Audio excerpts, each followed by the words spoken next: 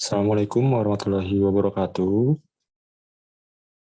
Di video kali ini saya akan menjelaskan salah satu materi dari perencanaan Enterprise Resource Planning, yaitu Point of Sale. Sebelum masuki materi, saya akan memperkenalkan diri terlebih dahulu. Nama saya Naufal Zafran Arif Saputra. Saya dari Prodi Sistem Informasi Angkatan 2019, Fakultas Teknik, Universitas Mula Warman.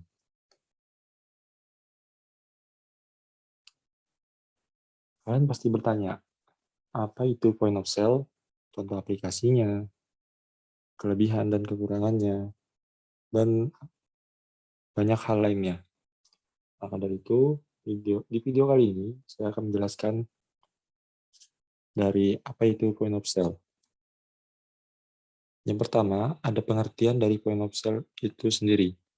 Point of sale atau POS adalah tempat pembayaran para pelanggan dalam membeli sebuah produk.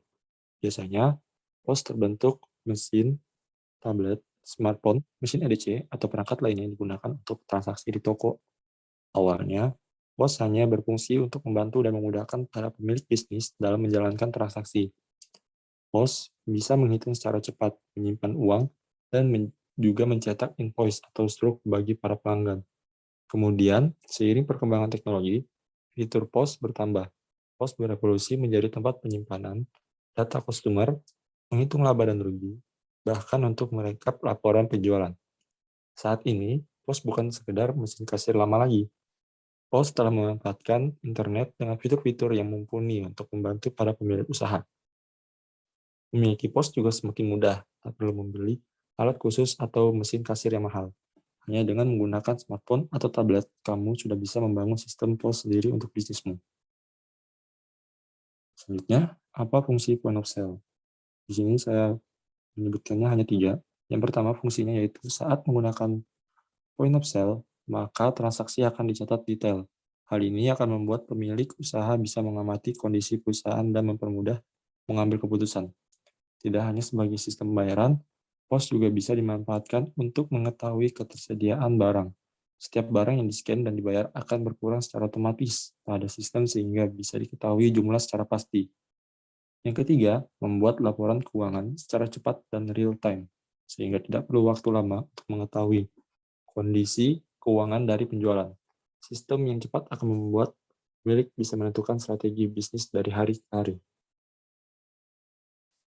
Lalu, apa bedanya mesin kasir biasa dengan point of sale?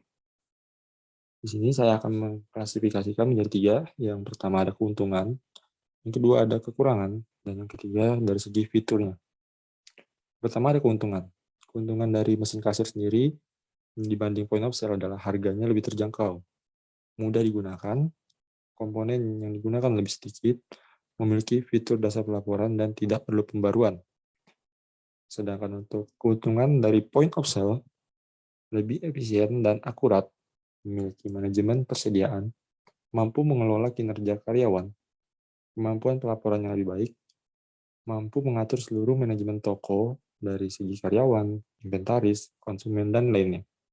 Program loyalitas atau kartu hadiah, metode pembayaran yang diperluas, sistem akuntansi yang efisien, penerimaan terperinci, dan layanan lebih baik dan lebih cepat.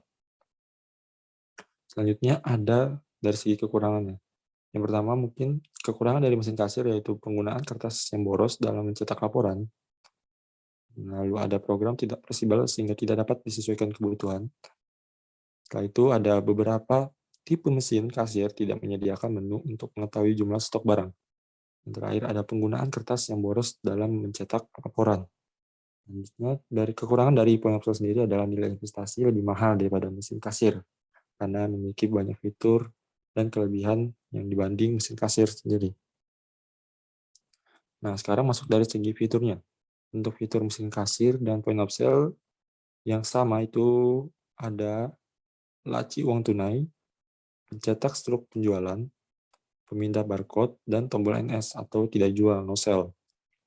Yang membedakan di fitur mesin kasir yaitu ada laporan penjualan sederhana, yang terbilang sederhana saja, dan sedangkan untuk fitur point of sale sendiri ada tombol NS beserta password, pembaca kartu kredit, timbangan digital, manajemen staf dan konsumen, pelacak persediaan stok barang, laporan penjualan lengkap, sistem yang berbasis cloud, terus ada yang layar sentuh, dan terintegrasi dengan software akuntansi dan software lainnya.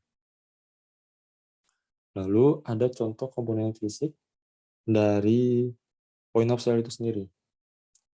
Yang pertama ada komponen register, digunakan untuk membantu dalam proses penghitung transaksi yang dilakukan oleh pelanggan. Yang kedua ada komponen dari perangkat, yaitu dapat berupa tablet, iPad, atau perangkat portable lainnya untuk mendukung fungsi sebagai monitor dalam sistem POS. Ketiga ada alat pembaca kartu kredit, itu memungkinkan konsumen Anda untuk membayar dengan lebih aman menggunakan kartu kredit. Lalu ada mesin kasir, meskipun Anda dapat melakukan transaksi secara kredit atau non-tunai, Anda masih membutuhkan tempat untuk menyimpan uang tunai yang aman agar terhindar dari praktik penipuan. Yang keempat ada perangkat. Yang keempat ada printer tanda terima,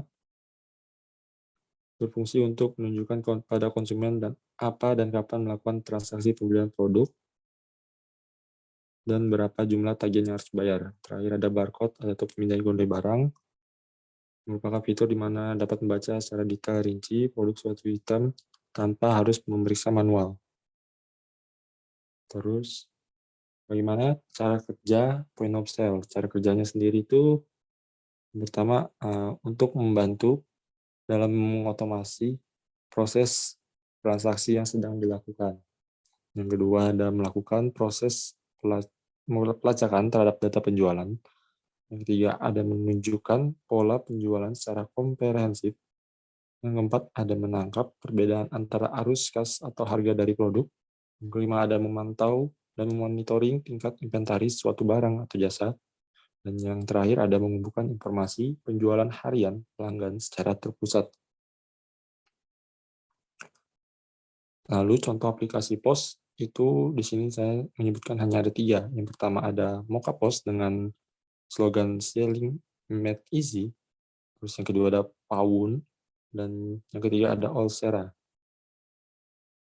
Lalu untuk tips memilih POS yang tepat untuk bisnis. Yang pertama, fitur laporan penjualan yang lengkap. Salah satu alasan mengapa banyak pengusaha menggunakan POS adalah terkait fitur laporan penjualan yang dapat dibuat secara efektif dan efisien. Maksudnya adalah Anda hanya perlu membuat aplikasi tanpa harus menulis nota penjualan di kertas terlebih dahulu.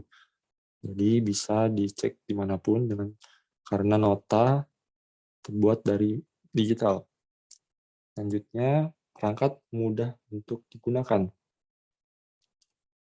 Dengan tampilan yang mudah dimengerti, POS digunakan untuk dapat menunjang proses operasional sebaik mungkin dan nantinya dapat dikelola oleh banyak orang, termasuk karyawan ataupun pegawai baru. Maka dari itu, untuk memilih POS yang tepat untuk bisnis harus memiliki perangkat yang mudah untuk digunakan. Selanjutnya ada menentukan harga dan fitur yang sesuai. Ketika memilih sebuah POS untuk bisnis, maka Anda perlu cari tahu terlebih dahulu mengenai kebutuhan dari usaha Anda, agar tidak terjadi pemborosan biaya karena pada dasarnya point of sale membutuhkan dana investasi yang tidak sedikit jumlahnya. Jadi sangat dirugikan jika tidak mengetahui atau mencari terlebih dahulu mengenai kebutuhan dari usaha Anda. Selanjutnya ada pengelolaan stok barang. Ya, untuk tips yang ini itu sangat penting bagi bisnis. Karena ketika Anda mendirikan sebuah usaha seperti di restoran ataupun yang lainnya yang memiliki banyak bahan baku dan stok penuh, maka Anda sangat memerlukan fitur inventory sehingga dapat membantu dalam proses pengelolaan jumlah stok bahan dari bisnis Anda secara maksimal. Intinya yaitu perangkat pendukung yang memadai.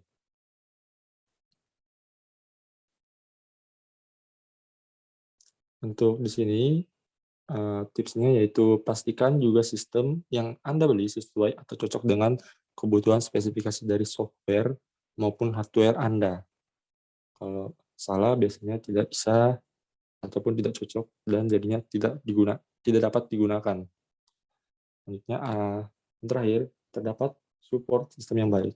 Dengan adanya point of sale, maka telah menyediakan layanan bantuan setiap waktu saat Anda mengalami kesulitan dalam proses pengoperasiannya. Ya, sekian dari saya. Mungkin kurang lebihnya mohon maaf. Saya tutup dari video ini. Atas perhatiannya saya ucapkan terima kasih. Wassalamualaikum warahmatullahi wabarakatuh.